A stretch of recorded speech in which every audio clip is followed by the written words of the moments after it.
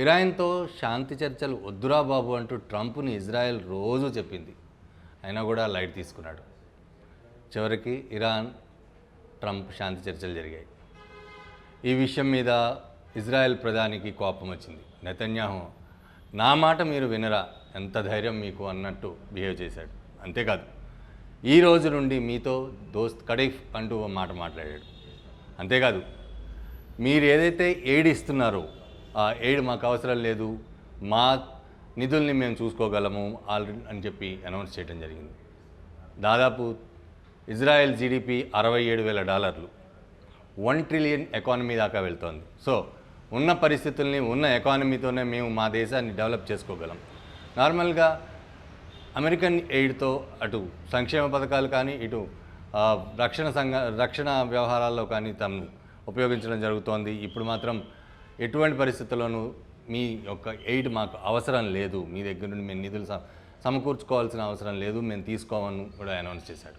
అంతేకాదు ఇక నుండి మా డబ్బు మాది, ప్రధాని మోదీ నుండి ఇన్స్పిరేషనో లేకపోతే ఏంటో కానీ ఆత్మనిర్భర్ అంటూ తమ దేశంలో తమ ప్రొడక్ట్స్ మాత్రమే ఉపయోగించాలని ప్రతి ఒక్కళ్ళకి అనౌన్స్ చేశాడు.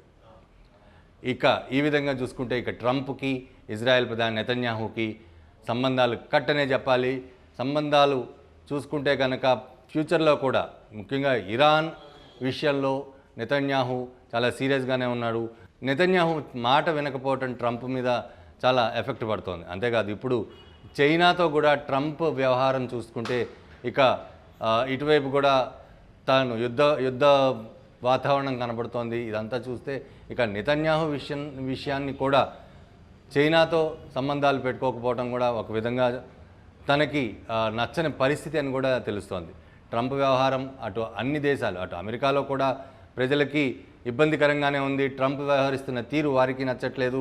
అంతేకాదు అమెరికన్స్ కూడా తాము అమెరికన్స్ అని చెప్పుకోవడానికి సిగ్గుపడుతున్నాం బికాజ్ ఆఫ్ ట్రంప్ అని అనౌన్స్ చేశారు. రీసెంట్గా కూడా మనం చూసాం.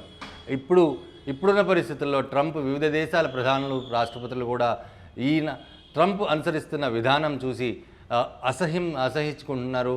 కానీ ఇంకా కొన్ని రోజులు ఉంది కాబట్టి తనని భరించాలి అనే ఉద్దేశంతో అటు అమెరికన్స్ ఇటు ఇతర దేశాల ప్రధానులు, రాష్ట్రపతులు అనుకుంటున్నారు.